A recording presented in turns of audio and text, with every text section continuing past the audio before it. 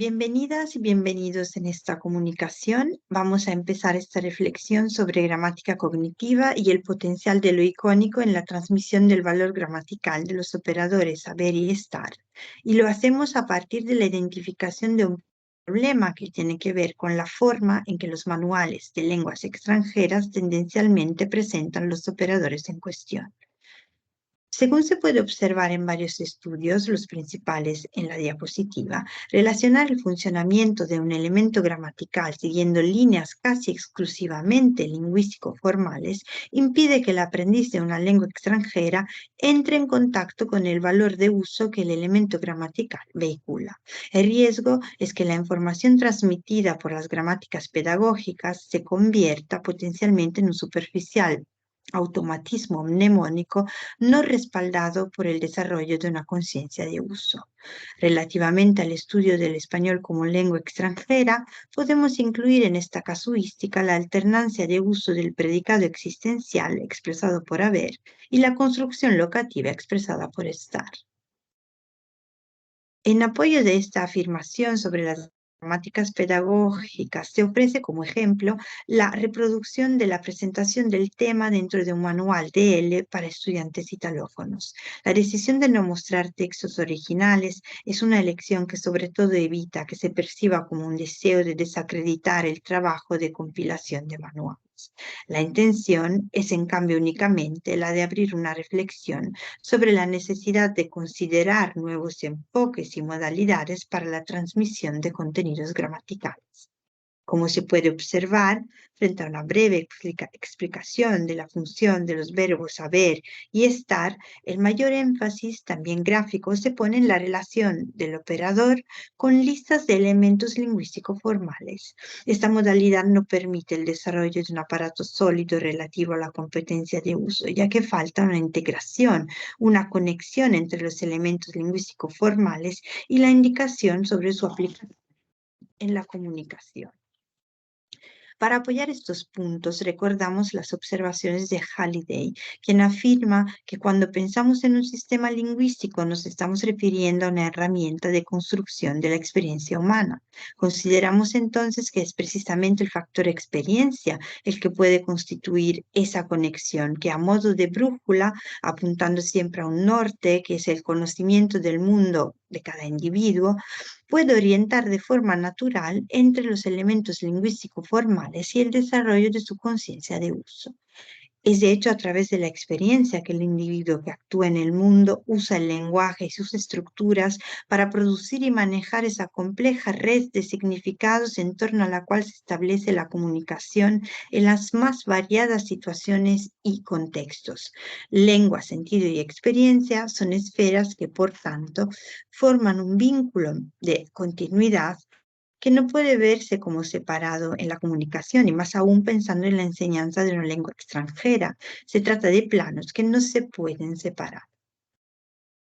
Frente a estas observaciones, nos planteamos el objetivo de crear una propuesta de materiales para el aula de L que tenga en cuenta de forma complementaria e integrada los distintos niveles de relación para la transmisión de elementos lingüísticos gramaticales que se han identificado. Es decir, la indisolubilidad de la relación forma-significado y al mismo tiempo la importancia de situar cada elemento lingüístico en un contexto real de uso que permita comprender su funcionamiento en términos de productividad del significado. Al integrar estas relaciones se persigue el objetivo general de hacer que la adquisición de elementos y estructuras gramaticales se desarrolle de forma más natural en los aprendices de una lengua extranjera, que al incluir el contexto mundo se recurre a una base cognitiva común compartida en un nivel profundo por todos los seres humanos. Consideramos los principios postulados por la gramática cognitiva desarrollada por Ronald Langacker como un enfoque posible, en este sentido, para la transmisión de los valores de uso de los operadores haber y estar. Según Langacker, de hecho, hay que otorgar una diferente concepción de la naturaleza de los elementos gramaticales, los cuales, en lugar de existir como entidades autónomas separadas en el significado y en la forma, son unidades constituidas por la unión de los dos polos. Cualquier elemento, aspecto y estructura gramatical deja, por tanto, de considerarse como semánticamente vacío para adquirir un significado que Langacker define como conceptualmente determinado.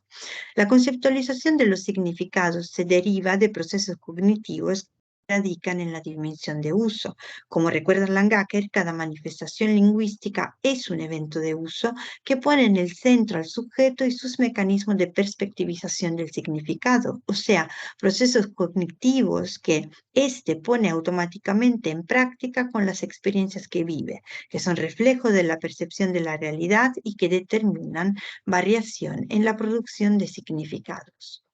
Las variaciones de significado son el resultado de una capacidad innata de organización categorial y esquemática de la información que el individuo recibe de la realidad que lo rodea, asistida también por capacidades innatas imaginativas y de representación. Esta capacidad de construir una imagen a nivel mental, a través de la cual conceptualizamos el mundo, Langacker la denomina imagery. La conceptualización funciona análogamente a la percepción visual y por eso, para proveer una vía directa al significado, el modelo de gramática cognitiva recurre también a la descripción gramatical icónico-gráfica. El intrínseco carácter simbólico figurativo de la lengua y de sus estructuras permite elaborar imágenes que ofrecen un inmediato nivel de comprensibilidad en cuanto hacen referencia a una realidad reconocible por todos los seres humanos, una realidad experiencial. A partir de estos principios, se han elaborado recursos de gramática icónico-representativa como propuesta de materiales didácticos para la transmisión de haber y estar. Pero antes de proseguir, me gustaría precisar que los materiales para la clase de L que se van a mostrar se vinculan a una serie de otras actividades didácticas complementarias que no se presentan en esta comunicación para dejar espacio a la ilustración de recursos que permiten una reflexión más centrada en el potencial del elemento icónico. Ilustramos ahora algunos de los principios que se han tomado como referencia metodológica para la creación de las imágenes, empezando con los de Castañeda Castro, que recuerda que para poder producir representaciones icónico-lingüísticas que se puedan definir como descripciones prototípicas de base cognitiva, hay que pensar en una base de carácter abstracto que constituye una descripción representativa de la esencia más esquemática del valor lingüístico conceptual que se quiere transmitir, una referencia a ejemplos prácticos de casos prototípicos, una evolución gráfica pedagógicamente útil y representativa del valor del recurso lingüístico cognitivo que se quiere transmitir y que se presente como intuitiva, reconocible en el nivel interpretativo y trate de ponerse en contacto con el lado experiencial invocando esquemas cognitivos de lógica natural. Las otras líneas que se han considerado más relativas a los símbolos empleados son los principios delineados por Dursteller, que focaliza la atención sobre el concepto de visualización como habilidad que deriva su potencia del efecto de inmediatez en el reconocimiento e identificación de informaciones que un símbolo o una característica determinada transmiten directamente al cerebro con operaciones de automaticidad. Durseler define los elementos que activan este proceso como preatentivos. Entre todas las características que según Durseler procesamos de forma preatentiva, las que se han tenido en cuenta para la creación de las imágenes de gramática icónico-representativa son la forma, el tamaño, o sea, la representación de un símbolo de tamaño sensiblemente diferente con respecto al resto, las marcas que evidencian, por ejemplo, un círculo, que evidencian objetos, o sea, un círculo, un cuadrado, o marca alrededor o al lado de un elemento, la localización espacial y el color. Se presentan ahora los operadores haber y estar a través de los recursos icónico-gramaticales creados. Nos centramos en la descripción de los elementos icónico-gráficos utilizados para marcar la perspectivización en los materiales, o sea, ese proceso que determina la variación de significado en el específico evento de uso. Empecemos con el caso de haber. La representación esquemática abstracta emplea triángulos de tamaño mayor, de línea continua, que quieren simbolizar una localización espacial idealizada de objetos que se ubican en una perspectiva de primer plano de visualización, para dar una idea de cercanía. Los triángulos de tamaño menor, de línea discontinua, localizan idealmente los objetos en un segundo plano de visualización para dar una idea de lejanía. El círculo marcado alrededor de un elemento para transmitir el valor singular de haber o de más elemento para transmitir su valor plural lo evidencia y confiere estatus de existencia al elemento evidenciado en la multitud.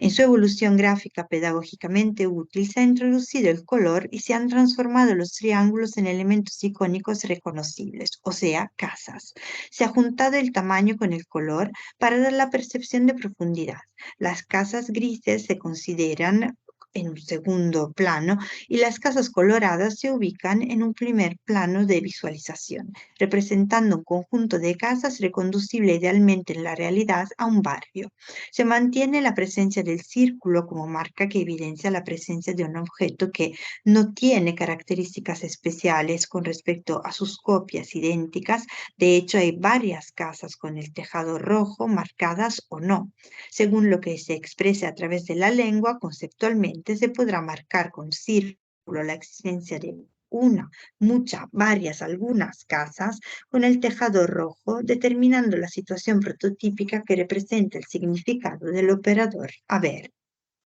Pasando al caso de estar, también en su representación esquemática abstracta se han empleado triángulos. Destaca en este caso un triángulo o dos, en el caso del plural, de tamaño distintamente superior y de línea continua. El tamaño mayor en este caso no quiere indicar necesariamente cercanía ideal. El resto de los triángulos, en cambio, de tamaño menor, de línea discontinua, se han pensado de esta forma para que no se interpongan al flujo de atención dirigido al elemento o a los elementos de tamaño mayor.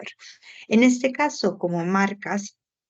se han empleado una o dos flechas de línea discontinua que trazan un recorrido hacia un punto preciso en el espacio, individuando un elemento específico. En la evolución gráfica pedagógicamente útil, también en este caso se introduce el color y se han transformado los triángulos en elementos icónicos reconocibles, o sea, otra vez casas. Se vuelve a representar un conjunto de casas que reconduce en la realidad a la imagen de nuevo a un barrio y se afina la transmisión de significado del operador estar, introduciendo la imagen de un sujeto hipotético que puede ver y por tanto colocar, localizar un elemento específico y podemos añadir conocido, el que le gusta al sujeto, en una zona precisa, es decir, mi barrio. Con el apoyo de estos elementos icónico-gráficos, la situación prototípica que representa el significado del operador estar se podría interiorizar como sigue. Su uso localiza un objeto determinado y conocido. La casa con el tejado rojo que te gusta, tu casa favorita, está en mi barrio. Para concluir, podemos afirmar que la gramática cognitiva y la perspectiva de pensamiento lingüístico que ofrece constituyen un enfoque productivo en el proceso de enseñanza-aprendizaje de lenguas extranjeras, estableciendo una relación directa entre la lengua y el significado, la actividad cognitiva de conceptualización, la intención comunicativa y el conocimiento del mundo se caracteriza como extremadamente explicativa. Mediante este enfoque se acompañan los aprendices a tomar contacto y beneficiar del conocimiento experiencial que naturalmente los individuos poseemos y que radica profundamente en nosotros. La lengua no existe fuera de nosotros y lo podemos afirmar de la forma más literal, ya que la compleja naturaleza de la experiencia que los seres humanos vivimos cada día estructura los significados y los conocimientos del mundo, especialmente a través de la esfera físico-perceptiva, y como consecuencia la lengua y sus estructuras adquieren una dimensión que Lakoff y Johnson y Johnson han definido como corporeizada, inscrita en el cuerpo, mediante actividades cuyo diseño se base en los principios ofrecidos por la gramática cognitiva y en el elemento icónico, se minimizan las mediaciones normativo-gramaticales y se ayuda al estudiante a categorizar, crear esquemas sugeridos por las situaciones presentadas y desarrollar una suerte de memoria y conciencia lingüístico-experiencial. Gracias por su